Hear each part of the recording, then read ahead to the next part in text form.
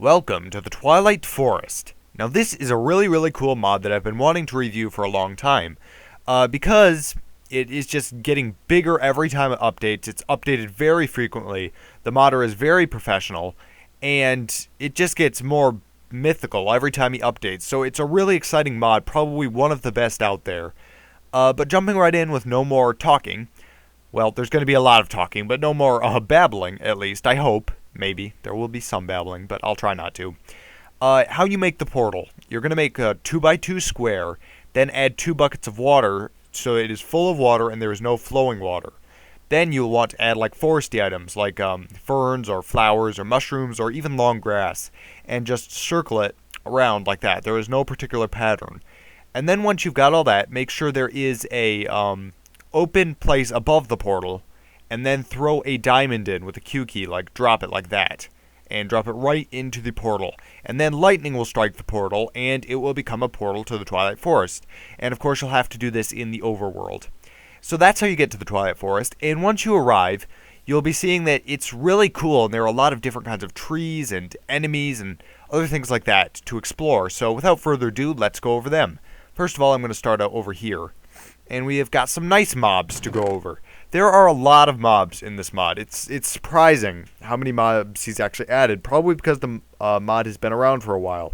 But let's go over some of them. I'm going to move my sword out here, and we'll just start at the beginning. This is a wild boar, which are quite a bit like the equivalent to overworld pigs. And they act quite a bit like them, and basically you just kill them, I guess. Why didn't that work? Kill them, and they'll give you cooked pork chop, only because I used a fiery sword, though. And we'll be getting to the fiery sword a little later. And next we have bighorn sheep, which are kind of the equivalent to overworld sheep, but they're a lot more cooler, because they have a lot of different colors that you can use. And you can probably dye them just like overworld sheep, and other things like that. So those are really interesting. Next we have a wild deer, and they act quite a bit like the overworld cow. In fact, I think they may even give you, let me think here. I think they may even give you beef, but let's try to kill one and see. Yes, that will give you, no, that'll give you venison. And this, yeah, that's still cooked pork chop. So this will give you venison if you kill it. That's pretty cool. And then we have a firefly, which is really cool. I like these things. I didn't even know they were mobs until just now. They flash in and out. They just fly around. You could have these all over your house. It would be awesome. Next, we have a forest raven, which is just a little bird that flies around. If I'm correct, you can kill it, and you will get some raven feathers. And those can be used in some crafting recipes that hopefully I'll remember to go over later. Next is a little bunny. So lots of little bunnies. Hooray! And they're just really fun to have running all around. They don't breed like the Mo Creatures bunny, and they do go a lot faster, so I think I like forest bunnies a little better. But as of right now, I don't think there's any way to tame them. And next, there's squirrels, which are quite a bit like, they just remind me of the squirrel at the beginning of Fallen Kingdom, the Minecraft music video. And apparently they only have half a heart, so if you punch them, they will die. They'll just get broken-hearted if you punch them. Don't do that. Squirrel punching is mean. Next, we have tiny little birds, which there are several different kinds of. And they're very interesting to listen to. These things should be in the real overworld of Minecraft. They shouldn't just be in the Twilight Forest. But, I'm going to kill them so they don't get... Wow, they were singing a little song for me right there. They just, hoo, hoo, hoo. Never mind. Next is the penguin, which you can only find in the glacier biomes, which are very rare biomes that spawn in the Twilight Forest. These little guys, I don't think they drop anything. Nope. But they, basically, you just take one home or something. They're really cute, so that's basically the only reason they're in there. Now, you'll notice there are a lot of nice mobs, but these are all the aggressive mobs. So you're going to be having a lot of fighting going on, so I'm just going to take all these out, and hopefully we shall go over them all. This is a lot. Let us start out with the pinch beetle. One of these things will grab you in its pinchers and then hold you. Luckily, you'll probably be facing towards it, so then you can strike at it and kill it. But as you can see, it does have a lot of health because, okay, it's doing it to me. Get off me. That was creepy. I never want to do that again. So I'm going to delete your egg, dude. Those guys are going to be a force to be reckoned with, and as if they weren't bad enough. Here we go with a fire beetle, and I think they pretty much do the same thing. I think. Whoa! Okay, he can blast out fire. That's pretty gnarly. I don't like that, but it's pretty cool. The mine shroom we'll be going over last. Then we got a Minotaur. Yeah, you thought this mod couldn't get any cooler? Look at this, and they even have golden axes. Golden axes. And red eyes and everything. They're just really creepy. You can find these guys in underground mazes, which I'll see if I can find one of those. Next, we have the Death Tome, which is just the cliche flying book. I mean, you see these every day. If I switch to survival mode, it'll probably try to kill me. Or it'll die. Or, oh, there it is. Okay. You can just hit the book and it'll be fun. And we'll all have a lot of fun hitting the book. And it'll drop paper when it dies and then a book. So, yeah, it just totally kills itself. That's not fun. Next is a mosquito swarm. These are probably the most annoying things ever. Listen to the sound they make. Ugh, I hate that sound. And you can set them all on fire with one sword strike. That's awesome. It just reminds me of the sound I hear during the summer when I'm outside in the twilight. Mosquitoes just love to gather around and suck my blood. Next we have the kobold, which is a little trollish creature. And you can kill him, just like anything else. And he didn't drop anything this time. I don't know if he has any official drops. But next is the hedge spider, which is quite a bit like a normal spider, only maybe a little bigger, and I think probably faster and stronger. And they don't poison you, but yeah, they spawn in hedges, as their name suggests. So you can kill them. Obviously, you can kill every one of these good people, which is very, very good. Oh, we don't want to put those up there. We want to show them off to the people watching.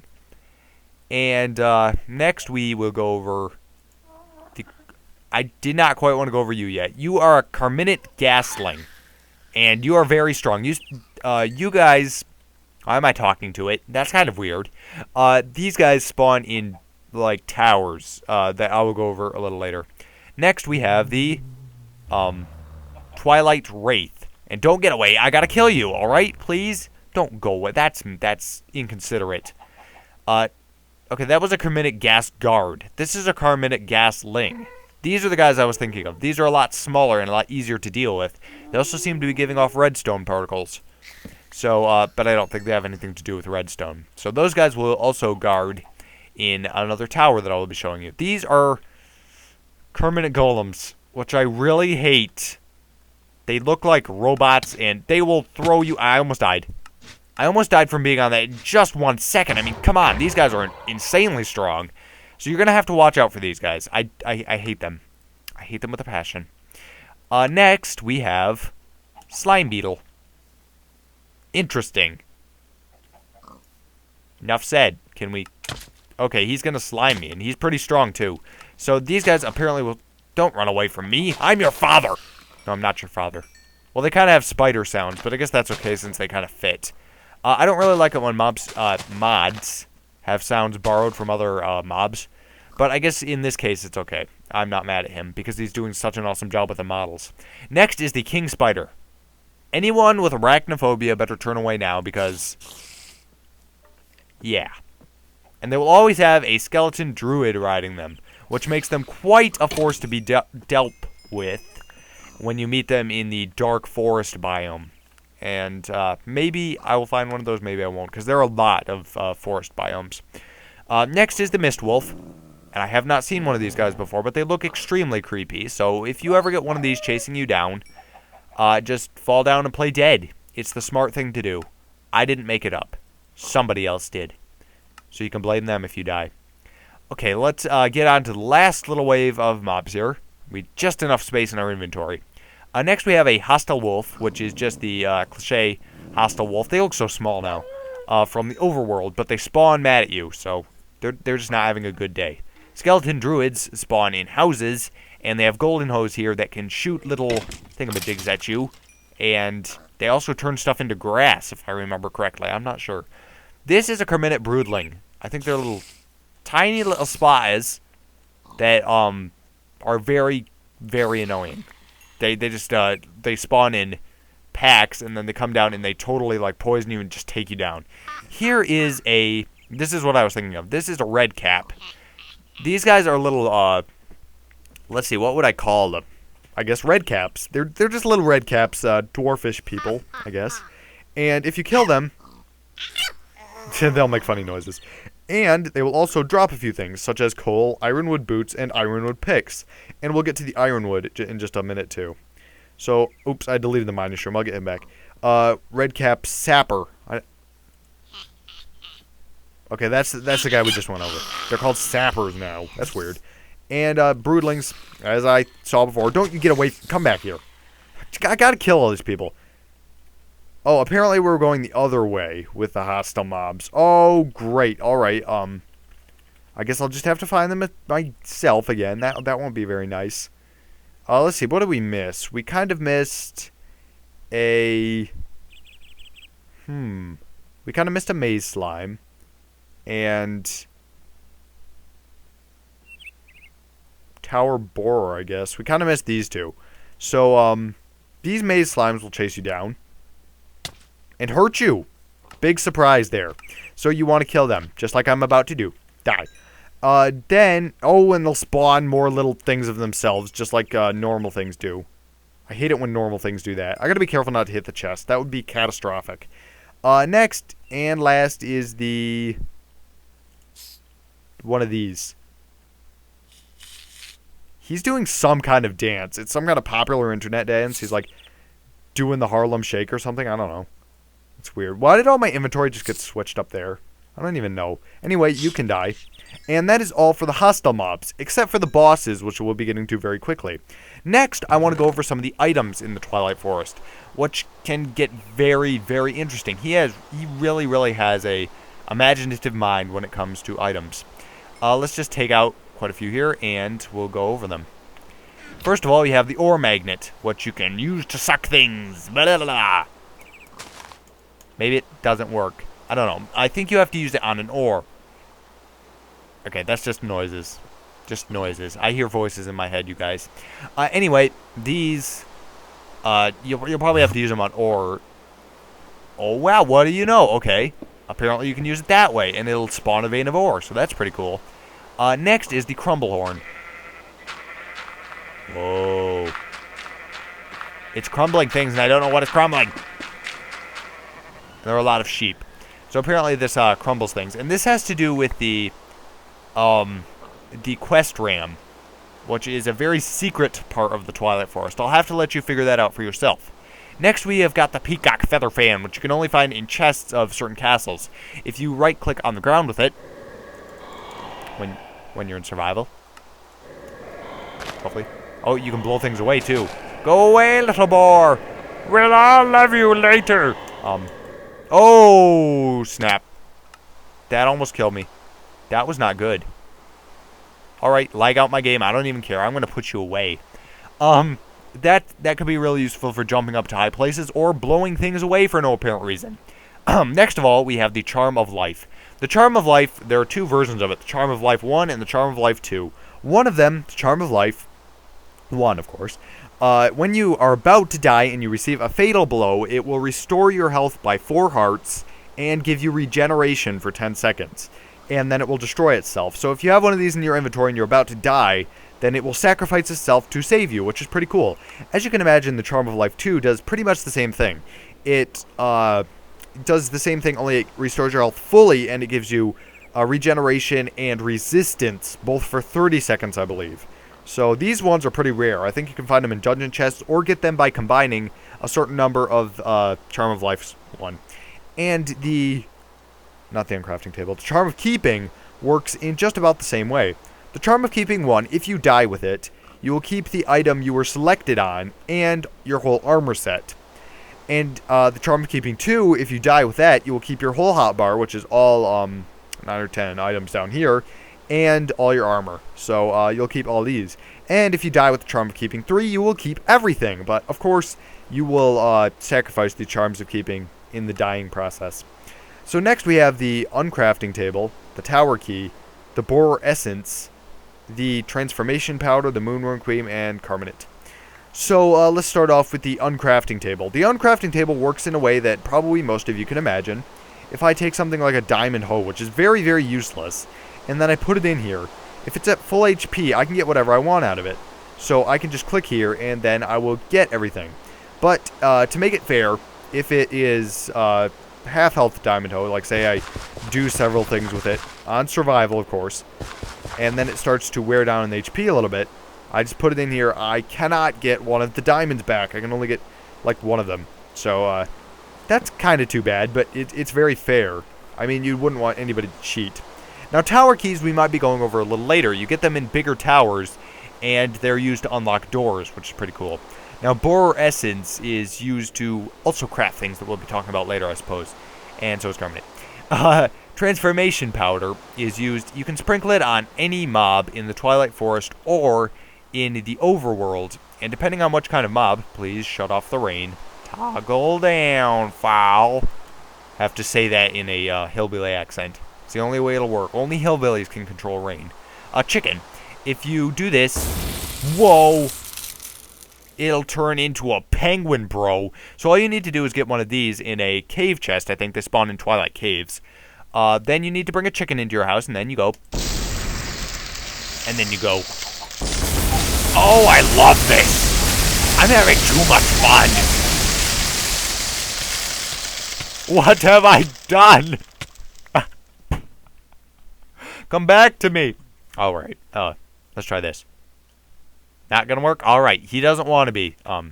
He's running away. He's like, you're ruining my life.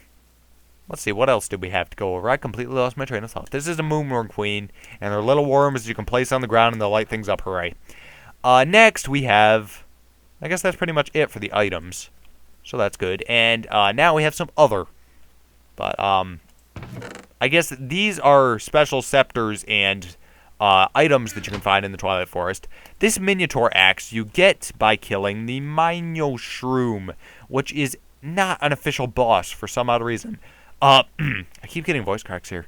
But it is a mini-boss, I suppose. You can find these things in underground dungeons and labyrinths. And he's pretty tough. He has 120 HP, I think. But after you kill him, he takes a while to kill. Then he will drop some meat stroganoff, which is kind of like mushroom stew, and a Minotaur axe. Now, the difference between a Minotaur axe and a diamond sword is not much, except the Minotaur axe has less durability. Now, you may be thinking, then I don't need the Minotaur axe, but hold your horses. It says extra charge damage here, which means if you are sprinting, is there somebody who wants to volunteer? Thank you, creepy guy in the tree. If you just hit him, it will do a normal amount of damage. But if you sprint while you are hitting him, it will send off those special green particles and do twice the damage. It does 3.5 hearts, which is the same as a diamond sword when you're not sprinting, and 7 when you are sprinting. So if you like running and jumping a lot while you're fighting, combined with the critical hit damage, this Minotaur axe could be a very powerful weapon, but just remember it breaks a little quickly. The Maze Breaker axe I actually don't know much about. I think you must have to find it in some dungeon chest or something like that because there is no crafting recipe. Anyway, you can see that the Maze Breaker is an extremely powerful pickaxe, and it's probably better than a diamond pickaxe. Now to go over the scepters. The Scepter of Twilight, I'm pretty sure you get from killing a boss. And it can shoot ender pearls, like, blah, blah, blah, blah, blah. And it's really, actually kind of awesome. Each one of these does 6, or 3 hearts of damage, which is just a little bit less powerful than a diamond sword, so why can't I kill you? You're doing the Harlem Shake, but I can't kill you. It's no fair, I tell you. There's pretty cool. It's a very powerful weapon, especially since it has a whole 99 uses. Kind of like a bow, or even better than a bow. Zombie Scepter. You can right-click on the ground, and this will spawn a Loyal Zombie. Now, Loyal Zombies stick around for about 1 minute to 50 seconds, and they have strength on them. And anything that you want dead, see, I'm just going to be a hitman. I'm going to say, "You're dead, Mr. Boar." And then the zombie will start chasing it and say, "I want you for supper. I want you for supper. I want you for supper." And then he'll try to eat him. So I'm going to leave those two to figure that out, and we will try something else. Actually, I'm going to help that guy, because he is being a meanie and hiding under there so we can't get him. So I'm going to life drain him with the Scepter of Life Draining. That works really quickly. And I'll even do it to my own loyal zombie. Oh, he warped away. He's a smart one, ain't he? Alright, that will just basically suck things up into the air and keep hurting them. And I do not know where you get it. Sorry about that. I should look that up. I'll post it in an annotation where you get that. And that's pretty much it. Now let's get into the more interesting parts of things. Oh, he's dying. Yeah, see, I said he'll only last for a little while. This is what I meant. Die. Now, there are 3 kinds of materials you can get in the Twilight Forest to craft yourself armor and weapons and tools. The first and most simple of these is ironwood, which is still more powerful than the iron in the overworld, but is less powerful than the diamond tools. As you can see, you craft it the way you'd craft normal armor, and they come with these nifty power-ups. Aqua, Infinity, Protection, and Feather Falling. And then, of course, you craft these in the same way you would the swords. Knockback, Unbreaking, and things like that. So, the way you get an ironwood ingot is you're going to put in... What you're going to do is, first you have to get ironwood root, which you find by mining the ore, which looks like roots with little green things going through them, kind of like that. And then, what you're going to do is combine this with an iron ingot and a gold nugget. And once you combine the root with an iron ingot and a gold nugget, you will get raw ironwood materials. Now you smelt that, and for each one raw ironwood material, you will get 2 ironwood ingots, so it's a pretty good deal. I actually think it's very much worth turning your iron into ironwood once you're in the Twilight Forest. The second is the more powerful kind, which is the steel leaf set of tools. Each one of these comes with projectile protection 2, blast protection, very, very diverse power-ups, so they're pretty good. And you can find steel leaves in dungeon chests, but I think that's about it.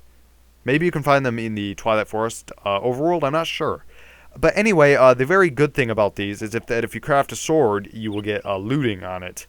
And the same with steel leaf pickaxe, you'll get fortune. So if you craft these things, you'll be much better off than finding them in dungeon chests, which I think is just plain awesome. So that's really cool. And they do 6 damage, which is 3 hearts. So they do a little less than a diamond sword. But you'll be getting a lot more items if you stick around with them. The third and most powerful kind of thing you can find in the Twilight Forest is a fiery ingot. And that will craft fiery helm, fiery plate, fiery legs, and fiery boots. All with fiery aura, which I think is kind of a protection kind of power-up. So we'll see about that. I think it may even be stronger than protection. I'm gonna take these out really quick and see how much armor bar they fill up.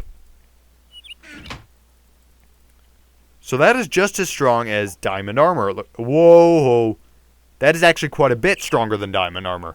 Because if you put one of these on, you will see that your armor bar is already full even before you put the helmet on. So imagine how powerful these things would be in your full set. I mean, if you were able to get a full set, that would be amazing.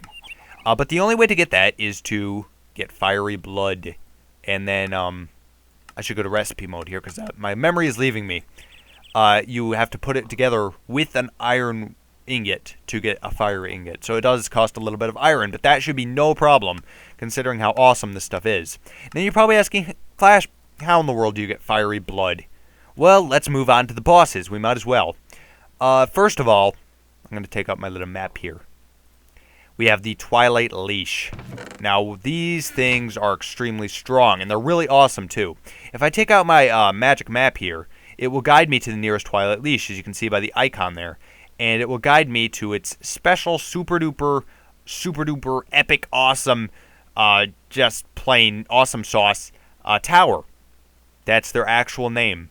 I was told to recite it that way. And what do you know? Here we go. This is an underground... I'm going to get sidetracked here for a little bit. This is an underground labyrinth that I was talking about. You head down here and you can find a lot of minotaurs and even the miner shroom in the lower levels. So I think one of those spawns with everyone. So if you're lucky, you'll find a miner shroom. So that's good for your health. Let's see. It says that Twilight Leash is right over here. And does the map lie? Does the map lie? Apparently the map lies, because I don't see no Twilight Leash. Oh, no. Here we go. Okay, here's the Twilight Leash's tower. As you can see, these things are huge, and their towers are huge. If you... Please don't run out of memory. Thank you. I'll turn down the render distance a little bit, just to give my little game a break. Now, you're going to go up in there, and you're going to have an epic boss battle with one of these things, but I'm just going to spawn them on the top of the tree, because that's awesome. One of these things is extremely strong. What you're going to have to do is eventually just try to break down on his shields. If you're using something powerful like one of these swords, it should be pretty simple for you. but he'll have a couple helpers helping him in the fight. So you got to be very careful. He can end up being very strong and probably, yes, I have gotten killed by one in one of my Let's Plays. I got to hurry up here because I'm almost running out of time. So we got to get back to where we were. Go back, go back, go back. Go back to where you were. That is pretty much the easiest and most common boss in the Twilight Forest. Next most common is the Naga.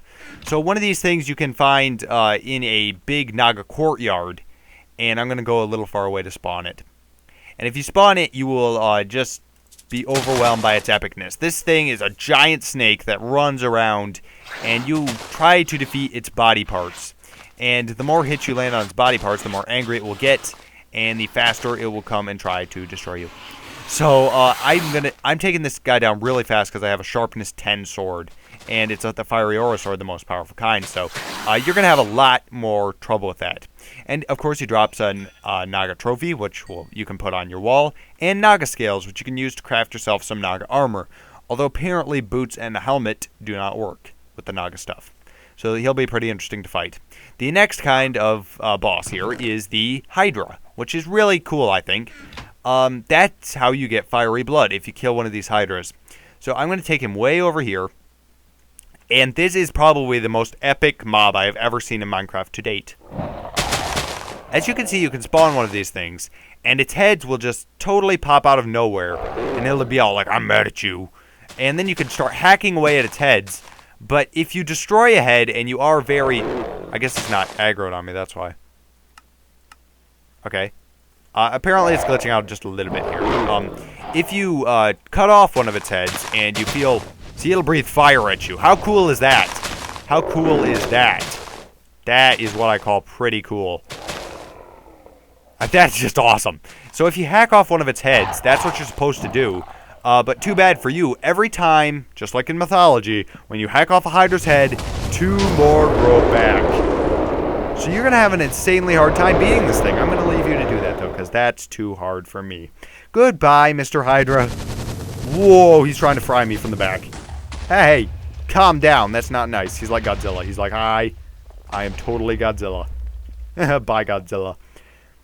So now for the final boss in the Twilight Forest. And just about the end of my mod review is the Ur-Ghast, which I have actually never fought before, so this should be interesting. It says, though, that the Ur-Ghast has a tower right here over by this place. Like, if I keep following my magic map, which will spawn boss icons so I can see where I'm going, then we will be able to fight the Ur-Ghast. And the Ur-Ghast is probably the crowning achievement of the Twilight Forest modder. He just keeps adding more and more bosses. I just think it's really awesome. The big thing about this, though, is probably not even the boss, because I haven't even fought that yet. I don't know what it looks like, but the best thing about this has got to be the tower. You can have half an hour to an hour expeditions in these towers, just having insane fun. Alright, please don't stop spawning here. That would be really mean. Land, stop that. That's not very nice. Alright, pretty soon, yep, this is the tower. And that is probably going to be... These are giant ghasts.